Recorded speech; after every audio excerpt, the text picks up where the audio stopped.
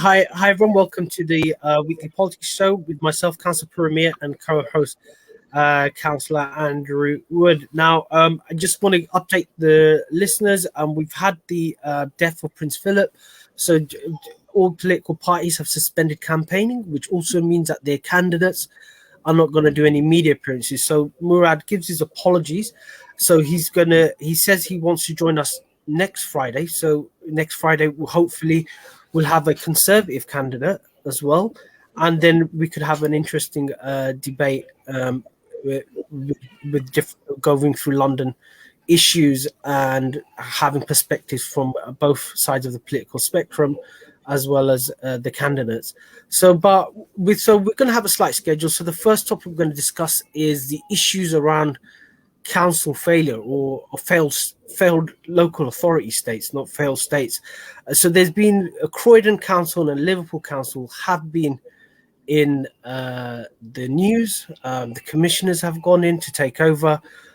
Both have had sort of like systematic failures. One is financial competency, and the other one is good old-fashioned corruption, I think. But there is a police investigation. So I'm gonna give it over to Andrew, who's read the reports in quite detail. So Andrew, do you want to go through the main issues with these two local authorities, because they're at different sides of the end of the spectrum? One is London, and there's London issues, and the other one is Merseyside, which has its own issues as well. And there's some interesting figures from history named in that report. Sort of ish, especially someone with a permanent tan, who looks younger and younger every time I see him on TV. But do you want to go through the main issues that were found in the external government report and who actually did the report? Yeah. So both councils are really interesting in sort of different ways. And I should emphasize at the very beginning, we're not exactly like them. So Tower Hamlets is different from both of them. But when you read the reports, you kind of think, that sounds familiar, or that's the same as us, or that's different from us. And I think one of the other interesting things about this, given the debate about the sort of the mayoral referendum and leader in cabinet, is actually Liverpool had a mayoral system. So Joe Anderson was the mayor, their only mayor so far from 2012. And he has been arrested on allegations of sort of corruption related sort of to building development contracts. But obviously he's innocent until proven guilty. Yeah. And Croydon actually is a leader in cabinet model, but Tony Newman was a councillor in charge. And it's very interesting when you compare the two, that actually they seem to have pretty much the same power in both models. So it does kind of show you that actually in both models, you can have really strong figures who are dominant. And what was very interesting in the Croydon one, as they kind of talked about, it was very unclear what cabinet members were responsible for and what they did, even though this is meant to be a cabinet and leader system. So I think, some of the claims that a cabinet leader system therefore automatically involve a bigger team of people was disproved by Croydon. But what went wrong in Croydon was basically financial. Is they spent a lot of money, they didn't spend it wisely, some of their investments failed, and then COVID hit, which then had an immediate financial impact on them. So for example, they bought a hotel called the Croydon Park Hotel, and then like within a year they closed it, and then they bought the Colonnades retail centre, again about a year before COVID shut down most of our retail centres. And also more interestingly for us is that they had a company called Brick by Brick, which was basically investing public money in building homes, affordable homes as well as private for sale homes. And they've poured in, hundreds of millions of pounds into that company. And the company has not yet repaid any money to, or at least last when they did the report, hadn't repaid any money to Croydon Council.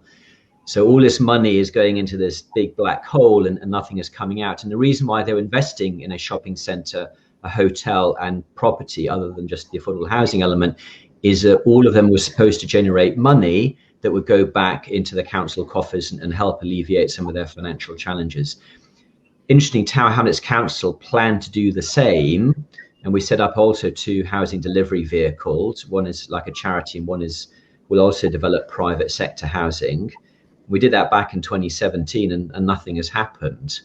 So so it's interesting that actually, because Tower Hamlets Council is so risk averse, that actually in this particular case, they have avoided some of the risks that Croydon did. And then Liverpool, as I said, it was the mayor had been arrested, and then the government appointed commissioners to go in, and a gentleman called Max Cllr, who we know from Tower Hamlets because he was our commissioner here, went in and basically wrote, quite a devastating report about some of the things that he found about property sales, about a lack of documentation, and how things were changed. And he also, at the beginning of his report, he wrote about something called Conquest's third law of politics, which I'd never heard of before. But I thought I'd read it out, because actually when I sort of read it, it kind of sounds very similar to Tower Hamlets. So anyway, apparently Conquest's third law of politics is the behavior of any bureaucratic organization can best be understood by assuming that it is controlled by a secret cabal of its enemies. So cabal means like a group. So basically what he's saying is, like, for Liverpool, you could best understand what was happening in Liverpool by sort of assuming that all of the enemies of Liverpool City Council were organizing things behind the scene to put it in its worst possible perspective. Because when he sort of dug up into the detail, he found, as I said, a lot of problems. So their issues are less financial, but a little bit like Tower Hamlets, also an area of huge regeneration, huge investments, lots of property going on. And Croydon is also similar. Croydon is probably the one place in the UK that's competing with Tower Hamlets for the height of their buildings. So even though it sounds like these places are very far away from us, they're very similar to us in some respects, which is why the reports are so interesting. I think Croydon is kind of interesting in the sense that a lot of councils don't have the same exposure as Croydon, but a lot of councils are in the same position as Croydon. So you've got Tory and Labour councils. So I think is it Kent or Surrey?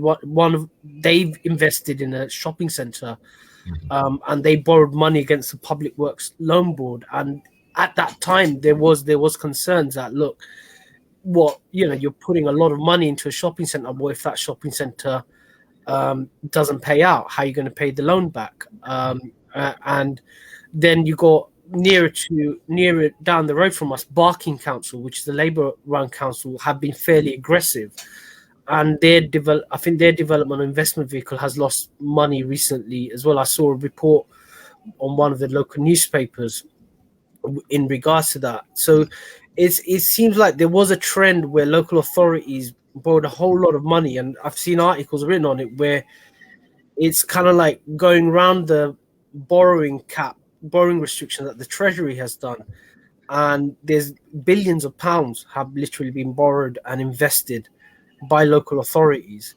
and it seems if the economy goes south even further, we're going to have a lot of local authorities in similar positions. A bit like those local authorities who invested in Iceland, in those bank accounts. There was quite a lot of them exposed in that, and it just seems like the systems of checks and balances are not there. And Croydon is interesting in the sense that there's been a lot written about certain conflicts of interest as well that have been waved through.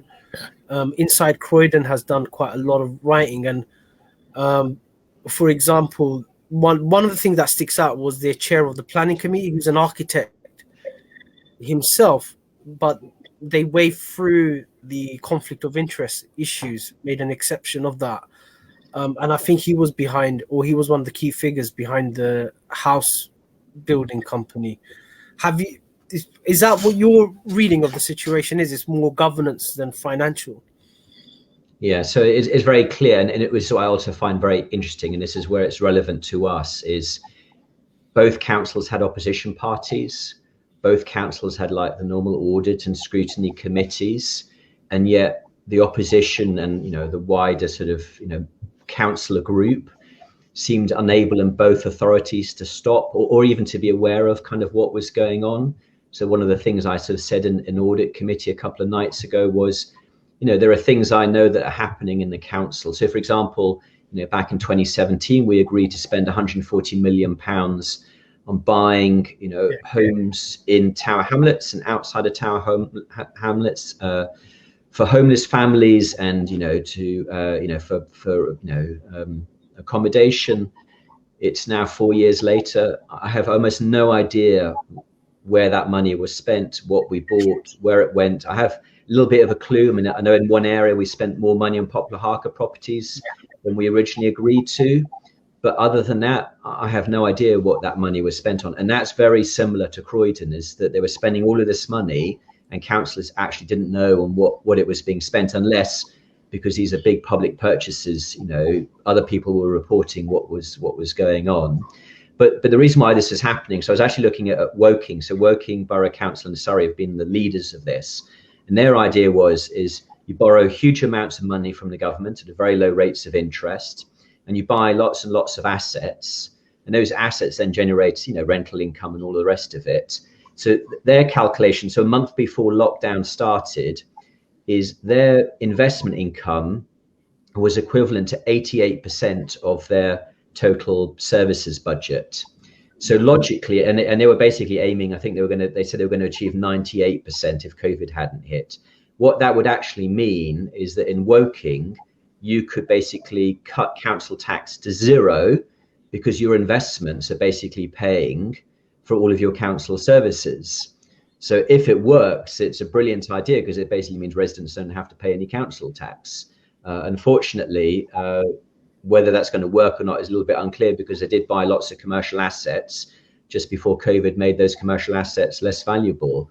And that's what some councils have done. But to be fair, there are other councils who weren't quite as reckless in Croydon, and we don't hear about them because they haven't gone belly up or they haven't had financial problems. So I think Newham have done some interesting things, and I'm aware of some other councils, have bought solar farms. So they bought a solar farm that generates electricity for their own council buildings, which then saves them a lot of money on electricity. So I think it can work if it's done, prudently. But in the case of Croydon, it went badly wrong, unfortunately for them. So we're gonna.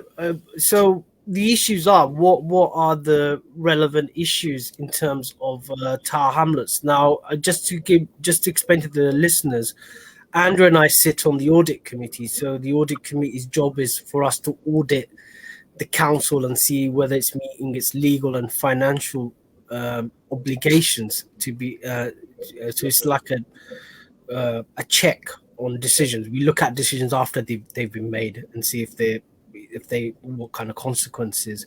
But there was loads of interesting things. Croydon and Liverpool were discussed, and there's some interesting issues in terms of Cllr Hamlets that have come up. Not exactly the same, but in terms of governance, it's come up. So join us. We're going to go into a break.